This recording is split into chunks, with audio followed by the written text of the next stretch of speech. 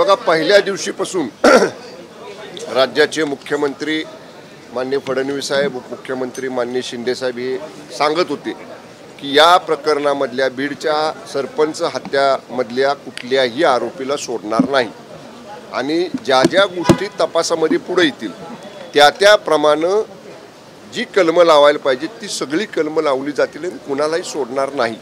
काल देखील माननीय मुख्यमंत्री फडणवीस साहेबांनी स्थानिक अधिकाऱ्यांच्या बरोबर CIDच्या अधिकाऱ्यांच्या बरोबर फोनवरून संपर्क साधला आणि या प्रकरणात कोणालाही स्पेअर करू नका असे सक्त आदेश काल माननीय CM साहेबांनी दिले होते।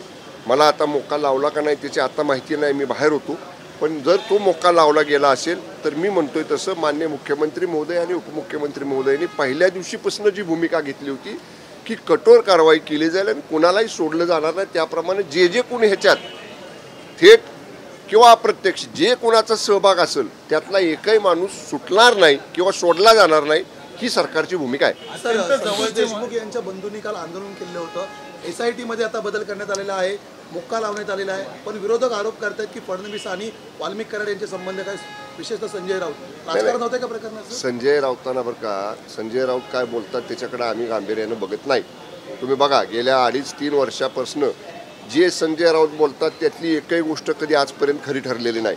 आता सगळ्या आरोपींना अटक केली, त्यांना कलमं लावली, त्यांना मोक्का लावला, त्यांची आता SITतल्या काही कर्मचाऱ्यांच्या अधिकाऱ्यांच्या बद्दल तक्रार होती तर त्याच्यामध्ये फेरबदल केला। म्हणजे पारदर्शकपणानं या सगळ्या खुनाच्या प्रकरणाचा तपास शासन करतंय, पोलीस करतायत आणि आपल्याला सुद्धा सगळ्यांना माहिती आहे महाराष्ट्र पोलिसांची खासियत आहे, महाराष्ट्र पोलिसांचं नाव लौकिक आहे। कुठल्याही प्रकरणात कितीही शातीर जरी असला कोणी आरोपी तरी त्याला शोधून काढणं ही महाराष्ट्र पोलिसांचं नाव लौकिक आहे। त्यामुळे महाराष्ट्र पोलीस या प्रकरणाचा सुद्धा 100% छडा लावतील। मंत्रिमंडळातला एक जण यामध्ये सहभागी आहे असं देखील सांगितलं जात आहे, कारण की ज्या पद्धतीने सगळे संबंध जोडले जात आहेत कुणी काय आरोप करावे याला अर्थ नाही। मी बघा तुम्हाला सांगितलं या सगळ्या गोष्टीचा तपास सुरू आहे, सगळ्या गोष्टींचे जाब सुरू आहेत, तपासामध्ये सगळ्या गोष्टी हळूहळू पुढे येत आहेत। त्यामुळे आता तपास होऊ देत ना, जोपर्यंत तपासी अधिकाऱ्यांचा CID असेल, SIT असेल किंवा न्यायालयीन तपास यंत्रणा असतील यांचा जोपर्यंत निष्कर्ष येत नाही तपासाचा, त्या तपासातनं ज्या गोष्टी पुढे आल्यात त्या जोपर्यंत पुढं समोर येत नाहीत तोपर्यंत काही निष्कर्ष बाहेरच्या माणसाने आपण काढणं योग्य नाही।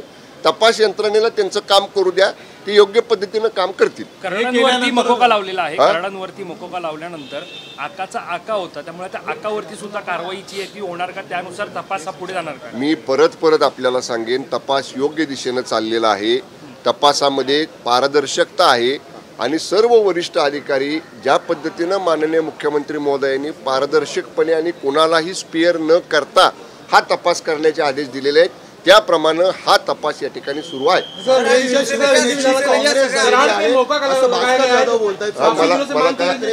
शिवसेनेची आता काँग्रेस होऊ लागलेली आहे असं स्वतः भास्कर जाधव म्हटलेले आहेत, ती आता क्लिपही व्हायरल होते त्यांची।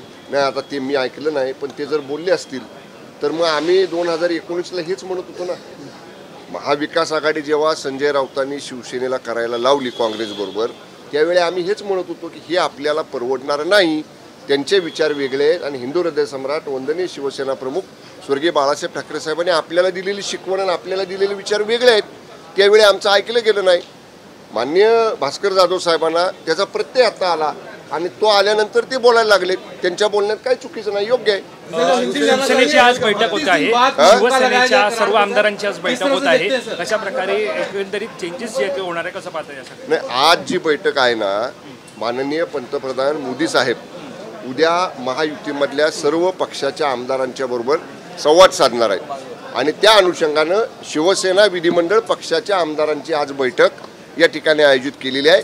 त्यामुळं माननीय पंतप्रधान महोदय महायुतीच्या आमदारांना पुढच्या कालावधीसाठी जो काही आदेश देतील, जो काही कार्यक्रम देतील किंवा कशा पद्धतीनं काम करावं, लोकांच्याशी कशा पद्धतीनं लोकांच्यापर्यंत पोचावं, विकासाच्या योजना केंद्राच्या आहेत, राज्याच्या आहेत, त्या कशा जास्तीत जास्त लोकांच्यापर्यंत न्याव्यात, ज्या ज्या गोष्टी माननीय पंतप्रधान महोदय उद्या मान्य आमदारांच्या बैठकीमध्ये सांगतील त्याचं पालन करणं, त्याची अंमलबजावणी करणं याच्यासाठी आज शिवसेना विधिमंडळ पक्षाच्या आमदारांची बैठक आहे। धन्यवाद।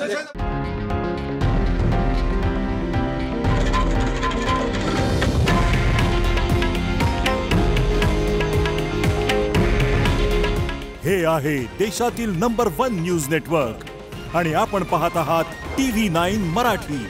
काळजी तुमची, हित महाराष्ट्राचं.